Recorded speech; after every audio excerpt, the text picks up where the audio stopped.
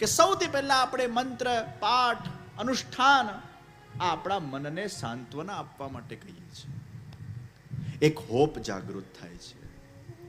તત્પૂરતું આપણું મન શાંત બને છે. મેં આટલા મંત્ર કર્યા ને એટલે ચોક્કસ આને સારું થઈ જશે. મેં આટલા અનુષ્ઠાન કર્યા ને ચોક્કસ આને સારું થઈ જશે. એક હોપ જાગે છે. સારું થવાનું કે નથી થવાનું એ પહેલાથી સુનિશ્ચિત છે. અને ઘણીવાર તમારી આસ્થાને ભગવાન વધારવા માટે તમને કોઈક મંત્રનું સાધન આપે, કોઈક મંત્રના અનુષ્ઠાન કરાવે, કોઈક સદગુરુની કૃપા તમને આપે, કોઈકના આશીર્વાદ આપે, કોઈક વાર કોઈકની પધરામણી તમારા ઘેર થઈ હોય અને તરત તમને કંઈક સારું થઈ જાય. આ બધા જે સર્કમસ્ટેન્સીસ ડેવલપ થાય છે, ઘણીવાર કોઈકના માટે તમારા મનમાં આસ્થાને વધારવા માટે ભગવાન એવી લીલા કરે કે કોઈ એક વ્યક્તિને તમારા જીવનમાં એક ગુડલક તરીકે નિમિત્ત બનાવીને મોકલી દે. તમને એવું લાગે છે કે આ વ્યક્તિના કારણે આવું થયું. ના, એ થવાનું જ હતું એટલે વ્યક્તિ તારા જીવનમાં આવ્યું. 56મા વર્ષે ભગવાન તમને બહુ જ મોટી સફળતા આપવા માંગતા હોય તો 54મા વર્ષે ભગવાન કંઈક તમારા દ્વારા કંઈક ભક્તિનું અનુષ્ઠાન કરાવે, કોઈ યાત્રા કરાવે, કોઈ ગુરુના તમને આશીર્વાદ અપાવડાવે અને એમ કરતા 56મા વર્ષે તમને સફળતા મળે. એ મળવાની હતી એટલે 54મા વર્ષે ભગવાને કોઈ આધ્યાત્મિક વ્યક્તિ સાથે તમારું જોડાણ કરાવડાવ્યું અને એ આધ્યાત્મિક વ્યક્તિ થકી ભગવાન તમારો ઉદ્ધાર કરવા માંગે છે. એટલે એ વ્યક્તિ સાથેનું જોડાણ તમારું કરાવવા માટે એ વ્યક્તિને નિમિત્ત બનાવીને ભગવાન તમને સફળતા આપે છે. એટલે જ ભગવાન જ્યારે કૃપા કરે ત્યારે સાધનને વચ્ચે મૂકીને એ સાધન પ્રતિ તમારી રુચિને વધારે છે, જેથી કરીને એ સાધન વડે તમે સાધ્યને અને સિદ્ધિને પામી શકો. યહી તો ભગવાનની ગોઠવણ છે. ઘણીવાર એવું એ બનતું હોય ભગવાન કે ના રોંગ નંબર લાગી ગયો છે. ઘણીવાર કોઈકના સંગથી કોઈ ભક્તિ કરતો થઈ જાય ને પછી ભગવાનને લાગે આ તો રોંગ નંબર લાગી ગયો, હવે આને મારાથી દૂર કરવો પડશે. કંસમાં આવું થયું ને. કંસ એકદમ સારો બની ગયો. વસુદેવજી પુત્ર લઈને આવ્યા, લો વચન પ્રમાણે હું પુત્ર લઈને આવ્યો છું. કંસના મનમાં વિચાર આવ્યો, વસુદેવજી મને 8મો મારવાનો છે ને, હું શું કામ 7 પુત્રને મારું? તમે રાખો તમ તારે, 8મો લઈ આવજો મારા પાસે. મને 8માંથી ખતરો છે, મને આ 7થી ખતરો નથી. અચાનક કંસમાં દયા આવી ગઈ ને ભગવાનને ટેન્શન થયું. કંસ અને દયા આ એકબીજાના વિરોધાભાસી શબ્દો છે. જ્યાં કંસ હોય ત્યાં દયા ના હોય ને જ્યાં દયા હોય ત્યાં કંસ ના હોય. એટલે ભગવાને પછી પોતાના મન નારદજીને મોકલ્યા. નારદજી ગયા કંસને કહેવા, અરે કંસ, આ ભગવાનની ગણતરી હોય ને એ આપણા પલ્લે ન ચડે. પહેલો 8મો હોઈ શકે, બીજો 8મો હોઈ શકે, ત્રીજો 8મો હોઈ શકે. ભૂલથી સારો બની ગયો કંસ, પાછો ખરાબ બની ગયો. બોલાયા એક બાળકને ધામ ધામ કરીને મારવા લાગ્યો. ઘણીવાર આવું બને. કોઈકના સંગથી પેલો નાસ્તિક વૃત્તિનો વ્યક્તિ એકદમ આસ્તિક બની જાય તો ભગવાન શું કરે ખબર છે? એવો રોંગ નંબર લગાડે. કઈક એને દુઃખ પડે, ભગવાનની બહુ માળા જપતો હોય છતાંય દુઃખ દૂર ના થાય, એટલે પછી એના અંદર વિચાર આવે, આ ભગવાનમાં કઈ દાટ્યું નથી. ભગવાનની ઝાંપી બંધ, માળીએ ચढ़ाओ, क्या फायदा ये भक्ति करके? ये वेस्ट ऑफ टाइम है, वेस्ट ऑफ एनर्जी है. કઈ જ ભગવાન હોતું નથી આ દુનિયાના અંદર. આ બધું ટાઈમ પાસ છે, ટાઈમ વેસ્ટ છે. ઝાંપી બંધ, પોથી બંધ, નાસ્તિક થઈ ગયો. આવું જ્યારે થાય ને આવા વિચાર આવે એટલે સમજો આ રોંગ નંબર લાગેલો છે. આ ભૂલથી તમે ભક્તિ કરતા થઈ ગયા છો. એટલે એવા લોકોને ભગવાન પહેલાથી ફિલ્ટર કરી નાખે. એવા લોકોને ભક્તિ કર્યા પછી પણ સફળતા નથી આપતા ને એમાં એવા વિચારો આપે કે ભગવાનથી દૂર થઈ જાય. પણ જેનામાં ભગવાન આસ્થાને વધારવા માંગે છે એને ભક્તિ કરવાના ફલ સ્વરૂપે અગર ભગવાન કષ્ટ પણ આપશે તો પણ એના મનમાં એક જ વિચાર આવશે, ये तो मेरे प्रभु मेरी कसौटी ले रहे हैं, ये तो मेरे प्रभु मेरी परीक्षा ले रहे हैं. એને જેટલું દુઃખ મળતું જશે એટલો ભગવાનથી નજીક જતો જશે. એને જેટલું સંસારના અંદર હેરાનગતિ મળતી જશે ભગવાનના વધારે નજીક જતો જશે. એના મનમાં એવું થશે કે આ સંસારમાં શું દાટ્યું છે? આ સંસારમાં તો દુઃખ દુઃખ ને દુઃખ જ છે. સુખ તો કેવલ ભગવાનની ભક્તિમાં છે. એ શાશ્વતને હું ભજું, શાશ્વતના નજીક હું જઉં. સંસારમાં આજે નહીં તો કાલે મને પેન જ મળવાનું છે, આવા વિચારના અંદર ઉદ્ભવશે. આ પણ ઈશ્વરની જ ઈચ્છા. તો ઘણીવાર ભગવાન મંત્ર અનુષ્ઠાન કરાવીને તમારા પર કૃપા કરે, કોઈ ગુરુના આશીર્વાદથી તમારા પર કૃપા કરે. પણ એક વસ્તુ નક્કી છે, અગર તમને સંજોગ અનુસાર કોઈ ગુરુ મળે, કોઈ સત્સંગી મળે, કોઈ સદભગવદીય મળે, કોઈ સદગ્રંથ મળે, કોઈ આવું સુંદર કથાનું આયોજન મળે, તો સમજી જજો આ ભગવાનની બહુ મોટી કૃપા છે. હવે ભગવાન તમારો ઉદ્ધાર કરવા માંગે છે, એટલે જ તમને આ સાધનોમાં રુચિ જાગૃત થઈ છે. નહીં તો ભગવાન તમારું પતન કરવા માંગતા હોય ને તમને દુસ્સંગ આપે.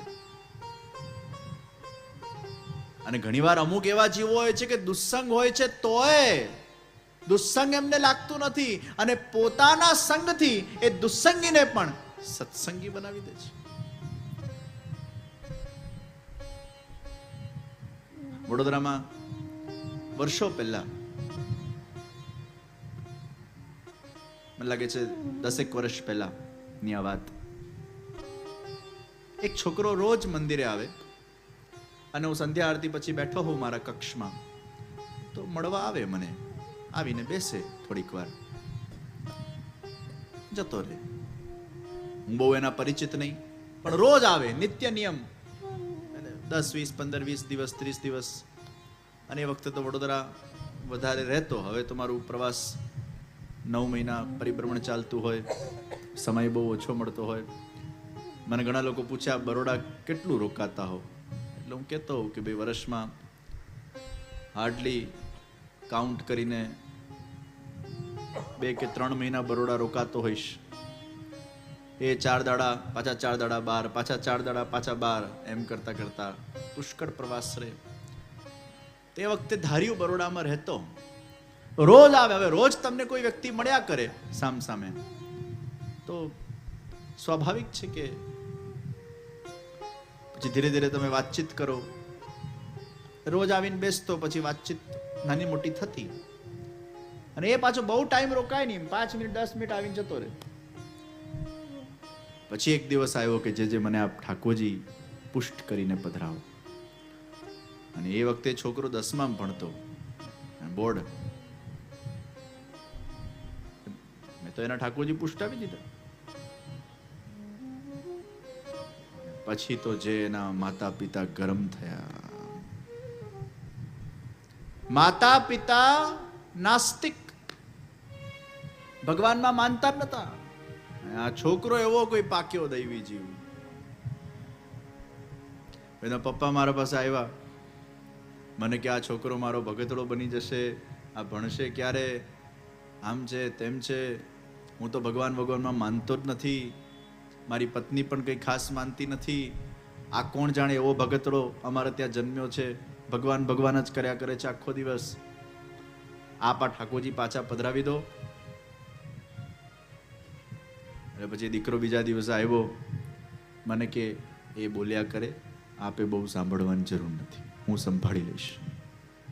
મેં કીધું ભાઈ તું આ રીતે પુષ્ટાવીને જતો રહ્યો, તારા ઘરમાં વિવાદ થાય, અને ઘરમાં ઠાકોરજીની સેવાથી કોઈ વિવાદ થાય એવું પુષ્ટિ માર્ગમાં અમે લોકો ક્યારે ઈચ્છીએ નહીં, ક્યારે ન ઈચ્છીએ, અને એવું થવું પણ ના જોઈએ. તમારા ઘરે ઠાકોરજી માટે થઈને વિવાદ થાય, અરે ભગવાનની સેવા તો આપણને જોડતી હોય, અને ભગવાનની સેવા તમારું ઘર તોડીને જતી રહે એવી સેવા કરવાની પણ આપણે ત્યાં કોઈ જરૂર નથી. ભગવાન કી સેવા તો જોડતી है. अरे सेवा saves many relations. सेवा cannot break any relation. તમે સેવા કરતા જાઓ એટલે તમારું મન મધુર થતું જાય, કોમળ થતું જાય, એક્સેપ્ટન્સ વધે, વિવેક બુદ્ધિ વધે. તમે રિએક્ટિવ ની પ્રોએક્ટિવ બનતા જાઓ.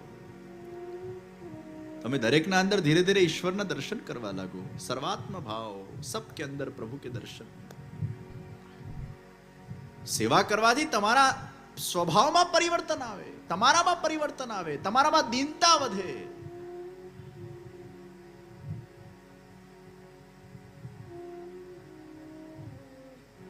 તમારું ઘર તૂટતું હોય તો સેવા કરવાની જરૂર નથી. 3 પ્રકારના પતિ હોય છે. 3 પ્રકારના પતિ.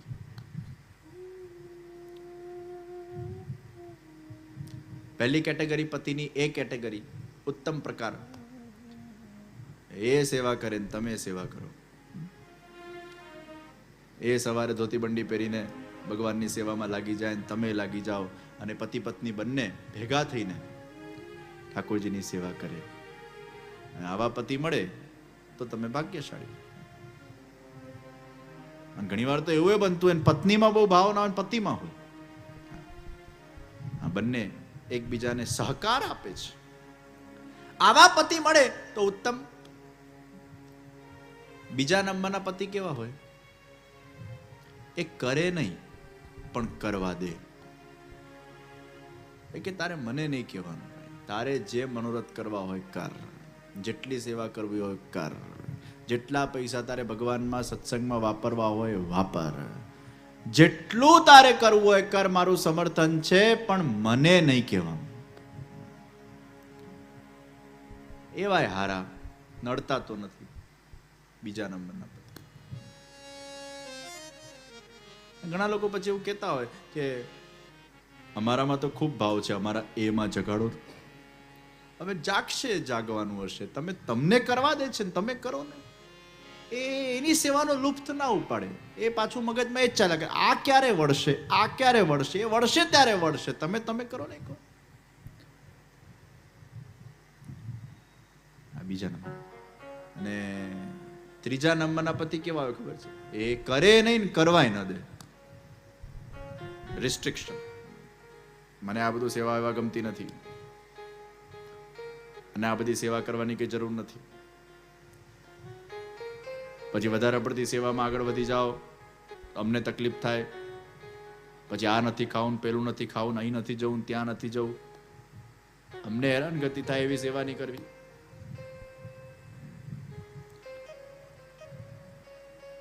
એક પતિ જ્યારે એમના ઘરે મારી પધરામણી હતી, મને કે હું મારા પત્નીથી બહુ કંટાળી ગયો છું. જે કેમ? એ કે અમે લોકો રેસ્ટોરન્ટમાં જમવા જઈએ તો આ ફ્રૂટ ઓર્ડર કરે, અને હું પેલું આખું દાલ ભાત શાક રોટલી ખાતો હોઉં ને અલગ અલગ ડીશ ખાતો હોઉં, આ ફ્રૂટ ખાય. કેવું કઈ મેળ જ નથી જામતું. આ જ્યારથી સેવા કરતી થઈ છે, સત્સંગમાં આવતી થઈ છે, બધું બહારનું છોડી કાઢ્યું છે. થોડું અમારું ધ્યાન રાખવું જોઈએ કે ના રાખવું જોઈએ? અમારી ખુશીનું ધ્યાન રાખવું જોઈએ કે નહીં રાખવું જોઈએ? એટલે મેં થોડા પતિને સમજાવ્યા. હવે એને અગર બહારનું નથી ખાવું, એને અગર ઓનિયન ગાર્લિક નથી ખાવા, એને અગર બહારનું નથી જચતું, તો આપણે કોઈની એ જીભને તો કેવી રીતે બદલી શકીએ? આ તો દરેકનો પોતાનો રુચિનો વિષય છે.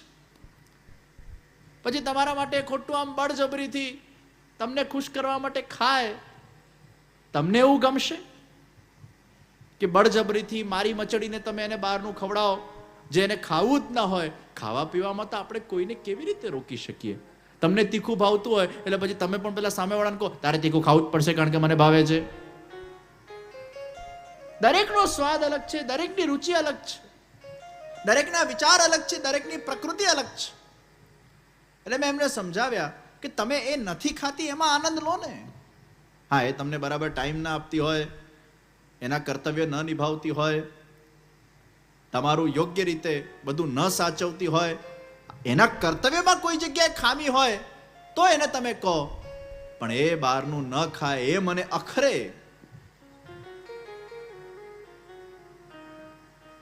અને એ રીતે પત્નીઓ ઠાકોરજીની સેવાના સાથે સાથે એમને એ રીતે ટાઈમ મેનેજમેન્ટ કરવું જોઈએ કે જેથી કરીને એ પોતાના ઘર પરિવાર સંસારના જે વિષયો છે એને પણ સાચવી શકે, બાળકો પર ધ્યાન આપી શકે, પતિઓ પર ધ્યાન આપી શકે, ઘરના કામમાં ધ્યાન આપી શકે, એના સાથે ઠાકોરજીની સેવા થાય. એક બેલેન્સ કરવા જાઓ અને બીજું બગડે, એક શાંતા 13 તૂટે, એવું ન થવું જોઈએ. ધીરે ધીરે સેવાને આપણે વધારવાની છે, એકદમ નથી વધારવાની. મિશ્રી ભોગની સેવા, દૂધગર ભોગની સેવા, નાગરી, અનસકડી, 50 વર્ષ ઉપર થાવ છોકરા વોકરા થોડા પરવારી ગયા હોય અને થોડાક તમે પણ સેટલ થઈ ગયા હો, પછી ધીરે ધીરે સખડી ભોગની સેવામાં ને એમ કરતા કરતા તમે આગળ વધો, સેવામાં ધીરે ધીરે આગળ વધો.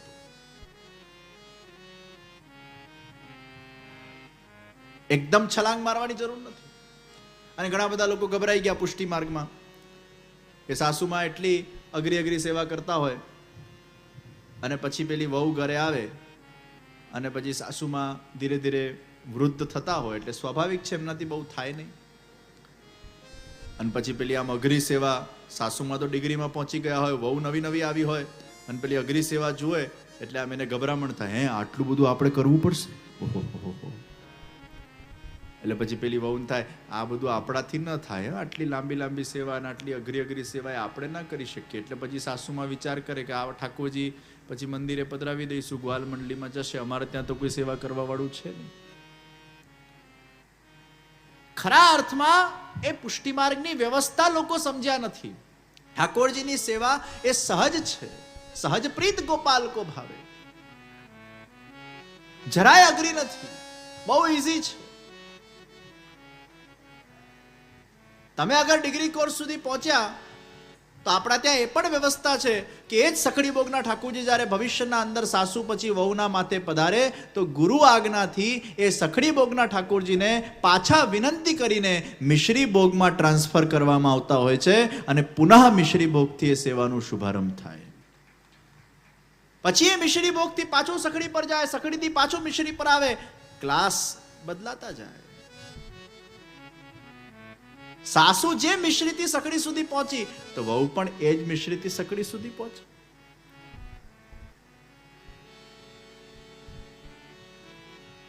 અને અગર એ સેવાને પરંપરાને સાચવી શકતા હો તો વાત જુદી છે, ઉત્તમ વાત છે. ના સાચવી શકો તો કનિષ્ઠ પ્રકાર આપણા ત્યાં છે. પુષ્ટિ માર્ગમાં 3 પ્રકાર છે, ઉત્તમ પ્રકાર, મધ્યમ પ્રકાર અને કનિષ્ઠ પ્રકાર. લોકો ખાલી ઉત્તમ પ્રકારમાં જ ગયા, આવું ના થાય, તેવું ના થાય, આવું ન કરાય, તેવું ન કરાય. કેવલ ઉત્તમ પ્રકારને અનુલક્ષીને જ લોકો આવું ને તેવું કરવા લાગ્યા, કનિષ્ઠમાં ગયા જ નથી. આપણા ત્યાં કનિષ્ઠ પ્રકાર છે. સેવા ન નિભે તો સેવા કૃતિર ગુણો રાજ્ઞા બાદનમ વાર ઈચ્છયા, તમે ચોક્કસ મિશ્રી ભોગમાં એને લાવી શકો છો.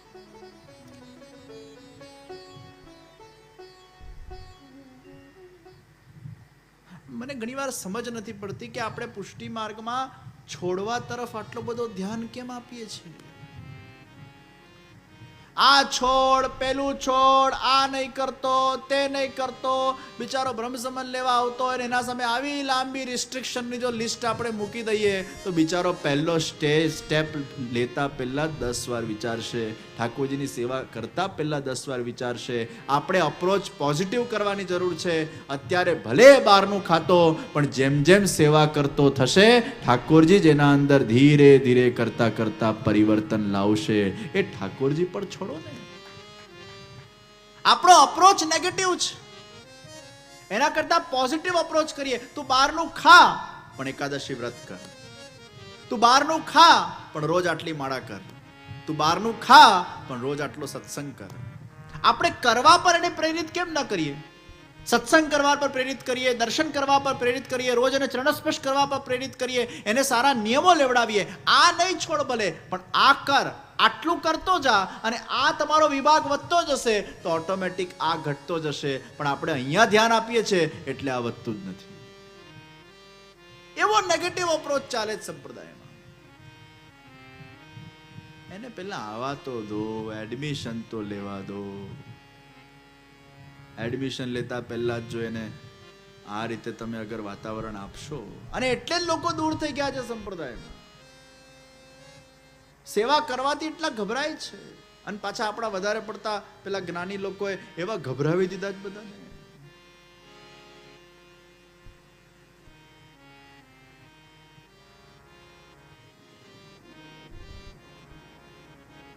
ઘણીવાર દુનિયાના અંદર કરતા કરતા પ્રેમ થાય, કરતા કરતા જ્ઞાન આવે, કરતા કરતા અવેરનેસ આવે.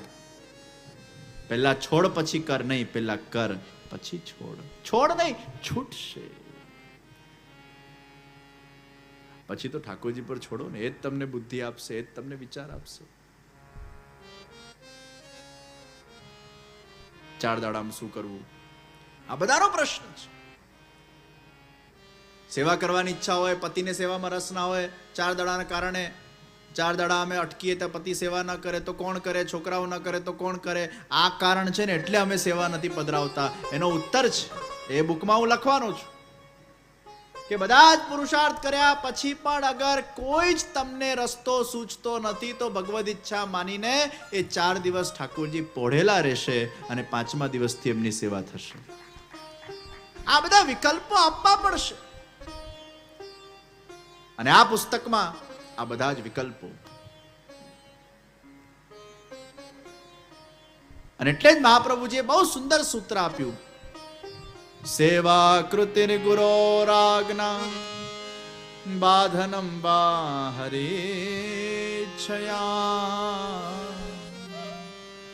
બાધનમ બાહરેચ્છયા. પણ આજના દેશકાલ પરિસ્થિતિ અનુસાર આ સુધારા વધારા આપણે લાવવા જ પડે.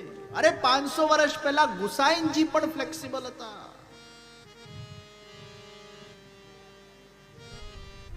પેલા 2 વૈષ્ણવ સેવા કરતા હોય, કૂતરું જાય છે અને સામગ્રી છોવાઈ. એક શેઠ હતો અને એક બિચારો નિષ્કંચન હતો. એટલે બંને પછી ગુસાઈનજી પાસે આવ્યા. ઠંડીનો સમય હતો, ભળપડતી ઠંડી. એટલે શેઠને ગુસાઈનજી આજ્ઞા આપી કે તારી સામગ્રી છોવાઈ ગઈ, તારે પાછી કરવી પડશે. અને પેલા ગરીબને કીધું તારી નથી છોવાઈ, ચાલશે. શેઠના મનમાં થયું આ કેવો સિદ્ધાંત? કૂતરાએ બંનેને જોયું છે, છોવાય તો બંનેની છોવાય, મારા એકલાની કેમ છોવાય? એટલે ત્યારે ગુસાઈનજી કીધું કે ભાઈ તું શેઠ છે અને તમારે રસોઈ બનાવવાની નથી, તમારા સાથે બધા ભીતરિયા લઈને તમે ફરો છો, એટલે તમને કંઈ ખાસ કષ્ટ નથી પડવાનું, તમારા સેવક બનાવશે. આ બિચારો નિષ્કંચન છે અને એને ક્યાં અત્યારે ઠંડીમાં પાછો નવડાવો, એટલે એને ચાલશે. 500 વર્ષ પહેલા ગુસાઈનજી મહારાજ પણ અગર ફ્લેક્સિબિલિટી આપતા હોય તો આ કયા જમાનામાં આપણે જીવીએ ભાઈ? परिवर्तन लाना ही पड़ेगा और परिवर्तन ही समाज का नियम है. समय देश काल परिस्थिति के आधार के ऊपर हमें मूल सिद्धांत को नहीं उखाड़ना है, लेकिन सिद्धांतों को रिनोवेट करना है. 500 વર્ષ પહેલા ગુસાઈનજી ઘોડા પર પધારતા, અમારે ઘોડે જવાનું? એટલે હવે કાર છે. એ તો કાર નથી એટલે ઘોડા પર જતા. 500 વર્ષ પહેલા ગુસાઈનજી જામો પહેરતા, અકબરના દરબારમાં જતા ને તો જામો પહેરતા, પોતે ઘોડા પર ઘોડો ચલાવતા. હવે ધોતિયું પહેરીને ઘોડા ચલાવવાનું ન ફાવે, જામો જ જોઈએ. હવે પછી અમને આજે એવું થાય, અમે રોજ જામા પહેરીએ તો કેવું લાગે? બહાર જઈને જામો પહેરીને બહાર, તારે ઘોડા પર જવાનું છે, પહેરો ધોતી બંડી. એ તો ઘોડા પર પધારતા એટલે જામો પહેરતા. હવે એ વખતે તો પછી જે પરિસ્થિતિ હતી એના આધાર પર એ વખતનું એ નિદાન હતું. આજના પરિસ્થિતિમાં કેટલી એની જરૂરિયાત છે નથી. પહેલાના જમાનામાં કુવાનું પાણી શુદ્ધ હતું, હવે ઘણા બધા યંત્રો આવી ગયા જેનાથી જલ શુદ્ધ થાય છે. એક ક્રાંતિ આ સમાજમાં લાવવાની જરૂર છે. સેવા સેવ્સ રિલેશન.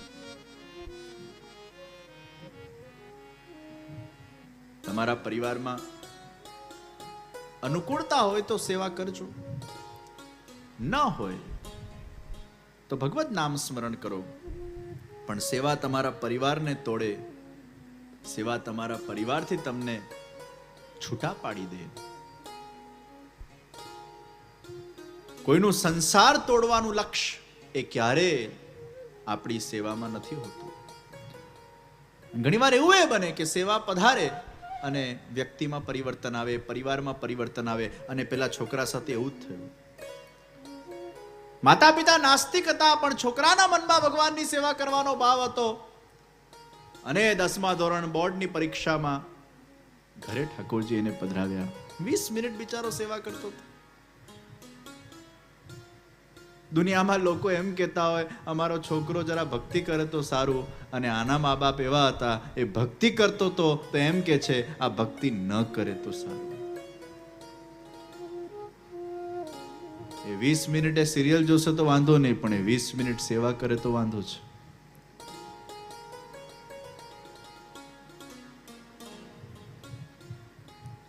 ધીરે ધીરે એ સેવામાં આગળ વધતો ગયો અને બન્યું એવું કે એ ઘરમાં સેવા પધારી તો એ આખા પરિવારજનોના મનમાં પરિવર્તન આવી ગયું અને આજે 10 વર્ષથી એના ઘરે સેવા બિરાજે છે. એના માતા પિતા બંને સેવા કરતા થઈ ગયા, બંનેમાં પરિવર્તન આવી ગયું. વિચારો, એક દૈવી જીવ ઘરમાં આવો પ્રગટી જાય એ ભલ ભલાને પ્રકાશિત કરી નાખે. શ્રી પ્રભુને પ્યારા શ્રી યમુનાજીના લાડીલા એવા રસિક સત્સંગી વૈષ્ણવોને જે શ્રીના આ વચનામૃત ગમ્યા હોય તો આ વિડીયોને લાઈક કરજો, શેર કરજો અને કમેન્ટ બોક્સમાં જય શ્રી કૃષ્ણ જરૂર લખજો અને અમારી ચેનલ શ્રી વલ્લભ સત્સંગને સબસ્ક્રાઈબ કરવાનું ભૂલશો નહીં. સર્વે વહાલા વૈષ્ણવોને ભાવથી જય શ્રી કૃષ્ણ.